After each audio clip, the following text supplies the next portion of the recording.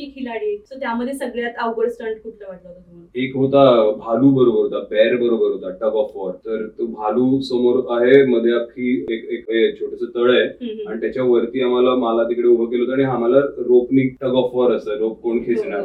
तर समोर ते अस्वल होतं आणि तिथे मी होतो आणि ते अस्वल खेच होतं. आय थिंक ते माझ्याकडे सगळ्यात टफ होतं, कारण माझी ना खूप आधीपासून हाताची ग्रिप चांगली नाहीये. मी इव्हन जिम मध्ये वर्कआउट करतो ना, तर माझी स्ट्रेंथ बॉडी मध्ये जरी असली ना, तरी माझी ग्रिप सुटल्यामुळे माझा सेट थांबतो. सो मी जेव्हा थांबतो सेट मारणं, एखादा पुलअप्स मारत असेल किंवा कुठलाही वर्कआउट करत असेल, तर माझ्या बोटांची ग्रिप सुटायला लागते आणि त्यावेळेस माझा सेट थांबतो. मसल मध्ये ताकद असते पुल करायची. सो ज्या क्षणी मला रोहित शेट्टींनी सांगितलं की एक अस्वल येणार आहे आणि त्याच्यावर तुम्हाला रोप खेचायचा आहे, सो त्याच्यामध्ये तुमची बाकी ताकद नाही, पण तुम्हाला तुमची ग्रिप सगळ्यात जर का स्ट्रॉंग असेल. काही लोकांचा तुम्ही जर का हात शेक केला तर तुम्हाला ग्रिप कळते लगेच, एखाद्याची ग्रिप खूप टाईट असते, खूप कडक असते, बाकी कदाचित शरीराची तेवढी चांगली नसेल, पण काहींची ग्रिपच ओरिजिनली खूप चांगली असते. माझी ग्रिप नाहीये तेवढी चांगली. सो मला त्याच क्षणी कळलं होतं की बहुतेक हा स्टंट मी हारणार आहे, कारण हे माझी ग्रिप इतकी वीक आहे की मला नाही ते सस्टेन करत. So I think that was the toughest stunt.